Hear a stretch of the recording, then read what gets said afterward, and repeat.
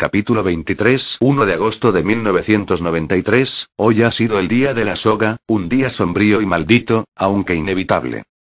La noche, por primera vez en semanas, está silenciosa y totalmente pacífica en todo el sur de California.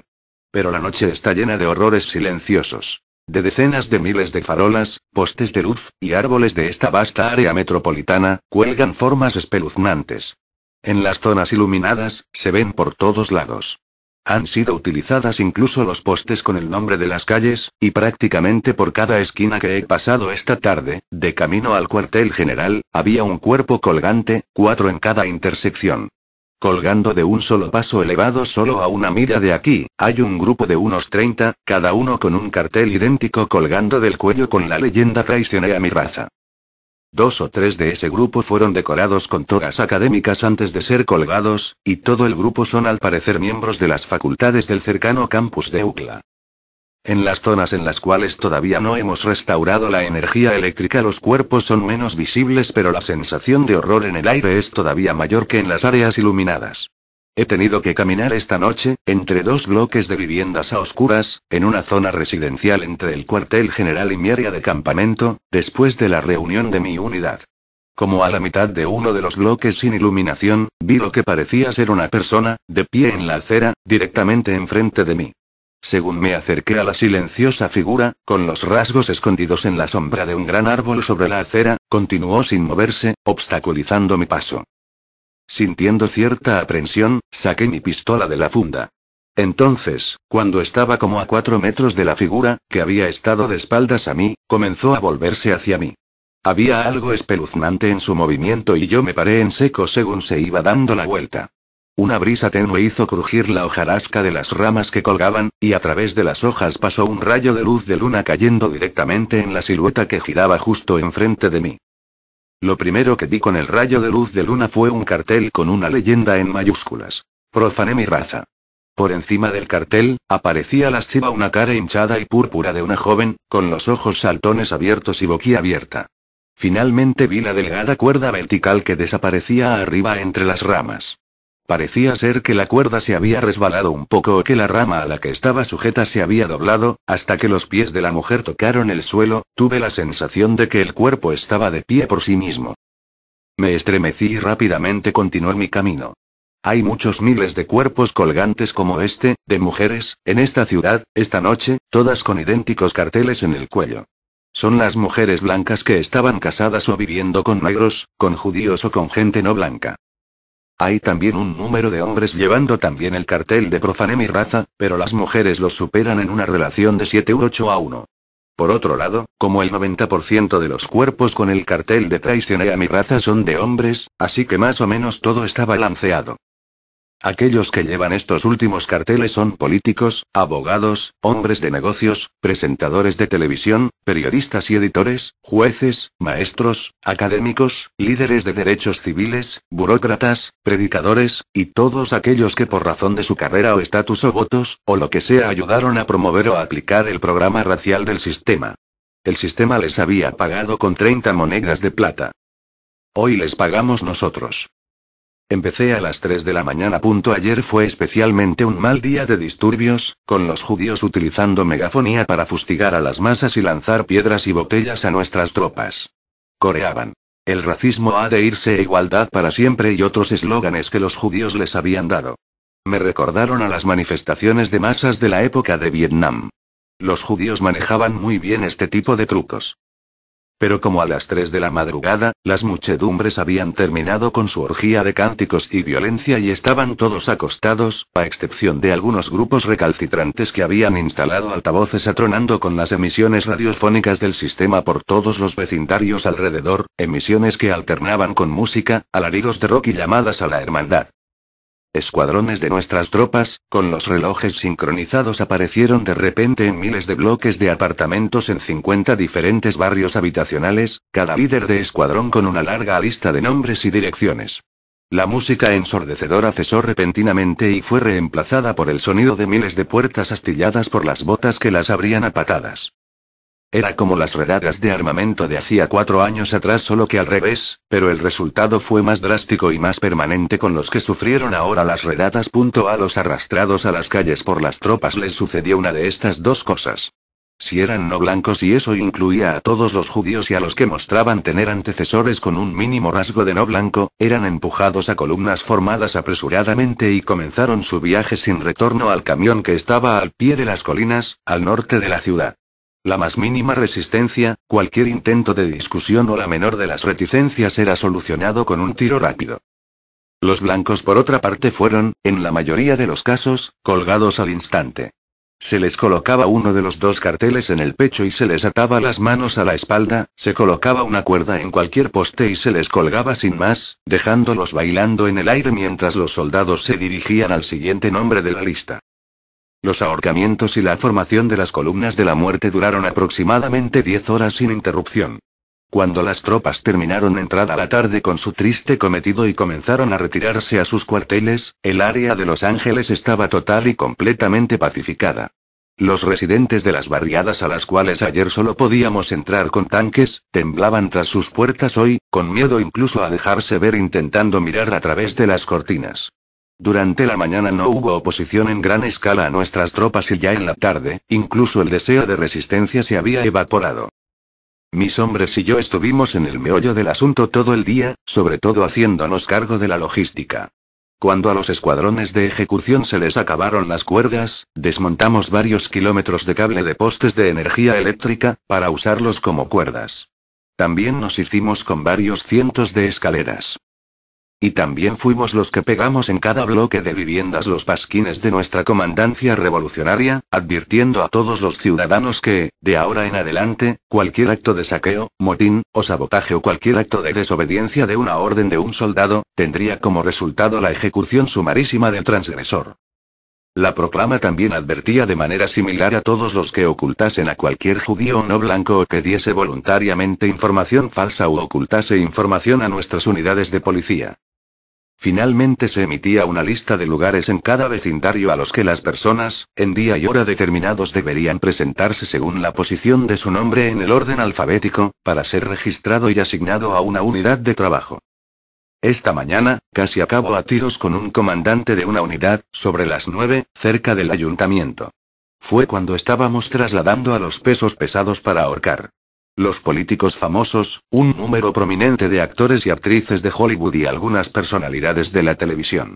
Si los hubiésemos colgado delante de sus casas, como a todos los demás, solo unas pocas personas los hubieran visto, y queríamos que su ejemplo instruyese a un número mucho mayor de personas. Por esa razón muchos de los sacerdotes de nuestras listas a una de las 3 grandes iglesias en las que teníamos equipos de televisión para emitir su ejecución. El problema era que la mayoría de los peces gordos llegaban al ayuntamiento más muertos que vivos. Las tropas en los camiones de transporte les habían dado un repaso. Una famosa actriz, bien conocida como persona interracial o mezcladora de raza, protagonista de película de alto presupuesto sobre amor interracial, había perdido casi todo su cabello, un ojo y varios dientes, por no mencionar toda su ropa, antes de colocarle la soga alrededor del cuello. Estaba magullada y hecha una pena. Si no pregunto, no hubiese sabido quién era. ¿Para qué colgarla, si el público no podría reconocerla y sacar las conclusiones de su comportamiento y su castigo? Me vi conmocionado cerca de unos de los camiones que acababan de llegar. Un viejo extremadamente gordo, al que reconocí inmediatamente como un juez federal responsable de algunas de las leyes más escandalosas del sistema en los años recientes, incluyendo la que confirmaba el poder de arrestar otorgado por los diputados negros del Comité de Relaciones Humanas, se resistía a que las tropas le quitasen el pijama y le pusiesen su toga judicial. Uno de los soldados lo derribó y otros 4 comenzaron a patearlo y a abofetearlo en la cara, estómago e ingles con la culata de sus rifles. Estaba inconsciente y probablemente muerto cuando le fue colocada la soga y colgado a media altura de una farola. Una cámara de televisión estaba grabando toda la escena y emitiéndola en vivo. Yo estaba profundamente disgustado sobre este último incidente y por otros de similar naturaleza, así que pedí una explicación al oficial a cargo de las tropas que estaban allí. Le pregunté por qué no mantenía una disciplina adecuada entre sus hombres y le dije duramente que golpear a los prisioneros era contraproducente. Debíamos mantener una imagen pública de fuerza sin misericordia para con nuestros enemigos de raza, pero que el comportarse como una banda de ugandeses o de Puerto Rico, eso no nos iba a ayudar, nota al lector. Uganda fue una subdivisión política en el continente africano durante la vieja era, cuando ese continente estaba habitado por la raza negra. Puerto Rico era el nombre durante la vieja era de la isla de Nueva Carolina. Actualmente está habitada por los descendientes de los refugiados blancos de las áreas radiactivas del sureste de los Estados Unidos, pero antes de las purgas raciales en los días finales de la Gran Revolución, estaba habitado por una raza mestiza de un carácter especialmente indeseable. Por todo lo demás, debemos mostrarnos disciplinados, ya que nosotros también pedimos disciplina a la población civil. No debemos dar rienda suelta a nuestros sentimientos y frustraciones o a nuestros odios personales, y debemos demostrar con nuestro comportamiento que lo que estamos haciendo es servir a un propósito más elevado. El capitán explotó. Me gritó que me ocupase de mis propios asuntos. Cuando le insistí que estaba haciendo precisamente eso, se puso rojo de ira y dijo que era él y no yo el que tenía la responsabilidad y que estaba haciendo lo mejor posible dentro de unas circunstancias de extrema dificultad. Señaló, correctamente, que la organización había sustituido a más de la mitad de los hombres de su compañía por novatos sin entrenamiento, durante el mes pasado, así que no debería sorprenderme si la disciplina no era todo lo buena que debería de ser. También me dijo que conocía lo suficiente sobre la psicología de sus hombres para comprender y valorar el hecho de dejarles golpear a los prisioneros como una manera de justificar que los prisioneros eran sus enemigos y que merecían ser ahorcados.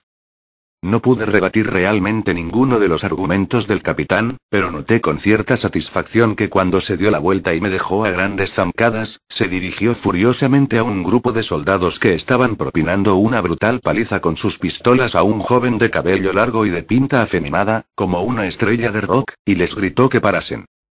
Al pensar sobre el asunto me he dado cuenta que debo ver más las cosas desde el punto de vista del capitán.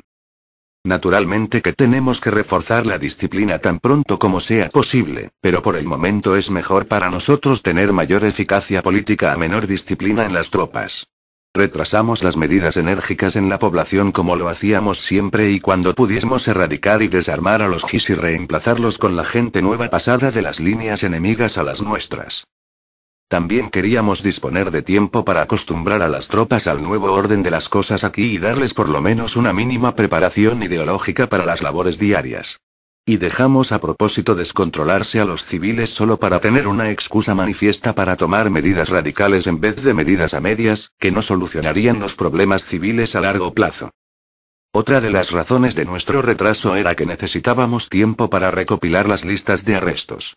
Durante muchos años los miembros de la organización aquí, al igual que en otras partes del país, habían estado confeccionando dosieres de los aduladores del sistema, pelotilleros de los judíos, teóricos del igualitarismo y otros blancos criminales raciales, así como las guías de direcciones de todos los no blancos residentes en áreas predominantemente blancas. Pudimos utilizar estas últimas, actualizadas incluso sin apenas modificación alguna, durante el pasado mes. Pero los dosieres requerían una cantidad de selección y de evaluaciones enormes. En primer lugar, porque había muchísimos. Por ejemplo, una familia blanca puede tener un dosier como criminales a su raza solo porque algún vecino vio a un negro asistir a una fiesta en su casa o porque llevaron alguna vez alguna pegatina en el coche asas que decía igualdad, ahora las que distribuyeron a todo lo largo y ancho los consejos de relaciones humanas. En general, y a no ser que hubiese alguna otra evidencia mayor en un dossier particular, esta gente no estaba en las listas de arresto. De otra manera hubiésemos tenido que colgar a más del 10% de la población blanca, tarea completamente impracticable. Y aunque hubiésemos podido colgar a toda esa gran cantidad de gente, no habría razón para hacerlo. La mayoría de ese 10% no es peor que el otro 90% restante. Les han lavado el cerebro. Son débiles y egoístas, no tienen sentido alguno de lealtad racial, pero lo mismo aplicado al resto de la gente en estos días. La gente es lo que ha llegado a ser y tenemos que aceptar esto como punto de partida. De hecho, ha sido una verdad histórica que solo una pequeña parte de la población es buena o malvada. La gran masa es moralmente neutral, incapaz de distinguir el bien absoluto del mal absoluto y siguen las indicaciones de los que estén por encima de ellos en un momento dado. Cuando los gobernantes y los que hacen leyes sociales son buena gente, la población, como conjunto, reflejará eso, y personas sin la menor originalidad o sentido moral para tener criterio propio apoyarán fervientemente los más altos objetivos de su sociedad. Pero cuando gobierna gente malvada, como ha sido el caso de América desde hace mucho tiempo, la mayoría de la población se regozará alegremente en la autocompasión de la peor degeneración y repetirán como loros cualquier idea indecente y destructiva que les hayan metido en la cabeza. Hoy, la mayoría de los jueces, de los maestros, actores o figuras cívicas, no son malvados, ni tan siquiera cínicos al seguir las directrices de los judíos. Piensan que son buenos ciudadanos tal y como pensarían de sí mismos si actuasen de una manera diametralmente opuesta bajo la influencia de buenos líderes. Así que no tiene sentido matarlos a todos. Esta debilidad moral deberá ser extirpada de la raza.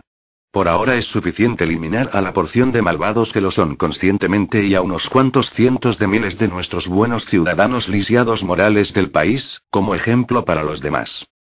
El ahorcamiento de unos cuantos de los peores criminales raciales en cada vecindario en América ayudará enormemente a enderezar a la mayoría de la población y reorientar sus ideas. De hecho, no solo ayudará sino que será absolutamente necesario. La gente necesita un fuerte choque psicológico para romper los antiguos hábitos de pensamiento. Yo esto lo tengo muy claro, pero debo admitir que hoy he estado preocupado por algunas de las acciones de las que fui testigo. Cuando comenzaron los arrestos, la gente no se daba cuenta de lo que se les venía encima y muchos ciudadanos se ponían chulos y abusivos. Estuve presente poco antes del atardecer cuando los soldados arrastraron a como a una docena de jóvenes de una gran casa cercana a uno de los campus universitarios, y ellos, al igual que los compañeros de la casa que no habían sido arrestados, escupían y gritaban obscenidades a nuestros soldados.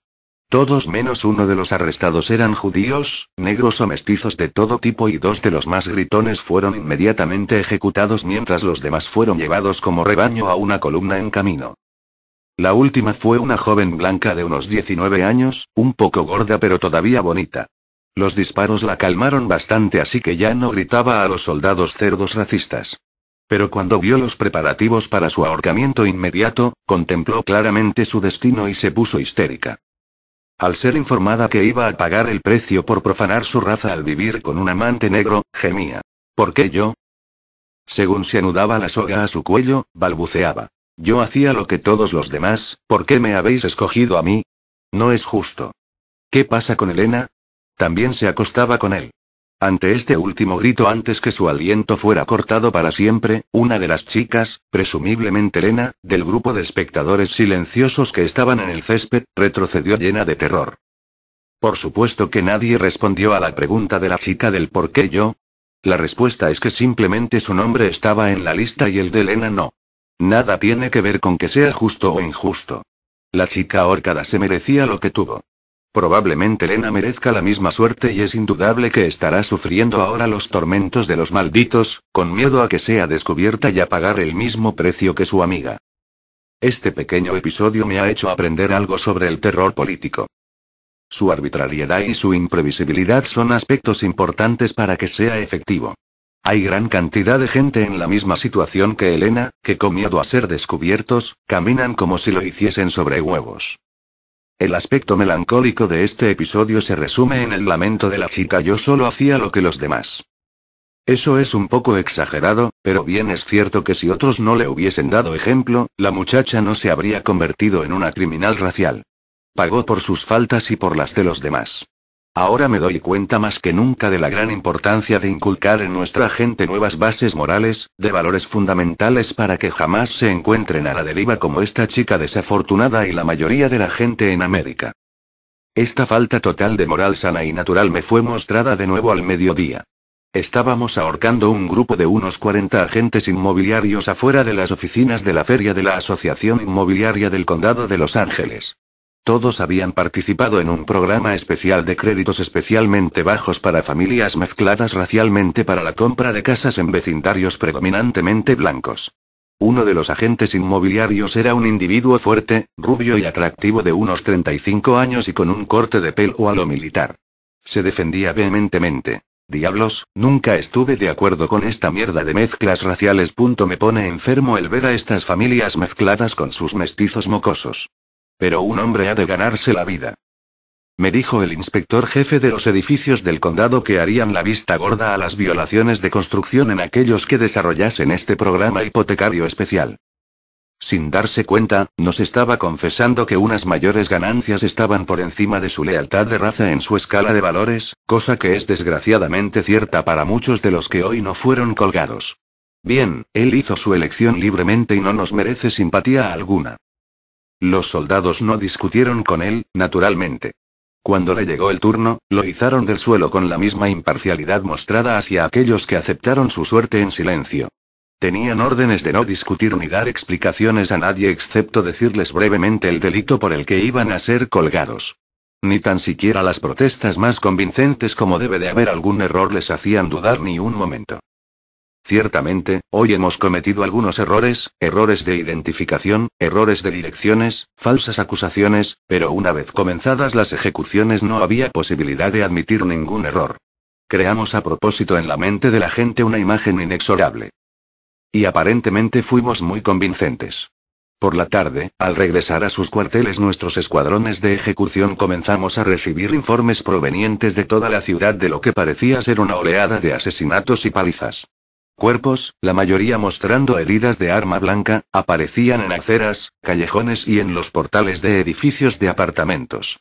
Gran número de heridos, unos cientos, fueron recogidos en las calles por nuestras patrullas. A pesar de que había algunos negros entre las víctimas acuchilladas y golpeadas, rápidamente nos dimos cuenta de que la mayoría de ellos eran judíos. Aparentemente todos eran personas que habían podido evitar a nuestros escuadrones, pero no habían podido escapar de los ciudadanos. El interrogatorio de varios de los judíos que habían recibido palizas pronto nos reveló que por lo menos algunos de ellos se habían escondido con familias de gentiles. Después de colocar nuestras proclamas y avisos, sus protectores los héroes se abandonaron y los echaron a las calles.